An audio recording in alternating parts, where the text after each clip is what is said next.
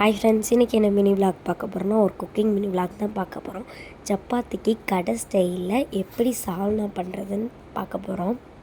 First ஒரு mixie jar எடுத்துகிட்டு தேங்காய், முந்திரி, கசகசா இதெல்லாம் ஃபஸ்ட்டு அரைச்சி வச்சிடணும்.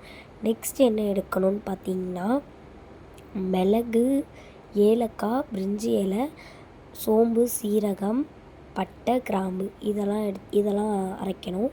இதெல்லாம் வதக்கிட்டு அரைக்கணும். அந்த தேங்காய், கசகசா, முந்திரி சும்மா அரைச்சிடணும். நெக்ஸ்ட்டு வெங்காயம், தக்காளி, புதினா, கொத்தமல்லி இதெல்லாம் நல்லா வதக்கிட்டு அரைக்க போகிறோம். அடுத்து என்னென்னு பார்த்திங்கன்னா ரொம்ப பொடிசாக கட் பண்ண வெங்காயம், தக்காளி. இது ஏன் இவ்வளோ பொடிசாக கட் பண்ணணும்னு பார்த்திங்கன்னா நம்ம வதக்குறனால அது வதக்கிட்டு நம்ம அரைச்சிருவோம். இது வதக்கிட்டு அப்படியே போடுறனால இதை ஒரு கடாயை எடுத்துகிட்டு நல்லா வதக்கணும். இதை நல்லா லைட்டாக வதக்கி முடிச்சுட்டு தான் நல்லா நீளமான கட் பண்ண வெங்காயம், தக்காளி எடுத்து இந்த வெங்காயம் ரொம்ப ப்ரௌனிஷ் கலரில் மாறினதுக்கப்புறம் தான் தக்காளி போடணும்.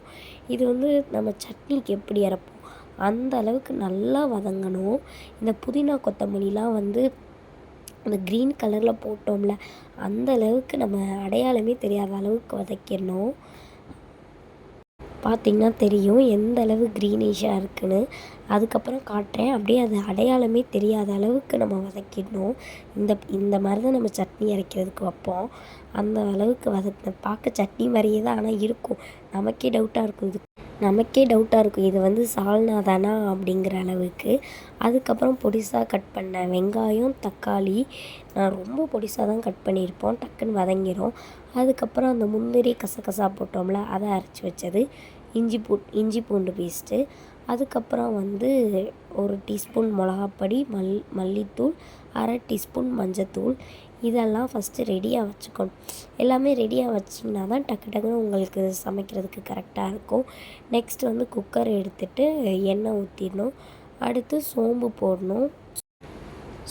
போட்டுடணும். அடுத்து இஞ்சி பூண்டு பேஸ்ட் அந்த பச்சை வாடெல்லாம் போகிற அளவுக்கு நல்லா வதக்கிட்டு அதுக்கப்புறம் வெங்காயம், தக்காளிலாம் வதக்கணும். வெங்காயம், தக்காளி போடுறப்போ ஃபோன் சுவிட்ச் ஆஃப் ஆயிடுச்சு, அதனால் அதை காட்ட முடியலை.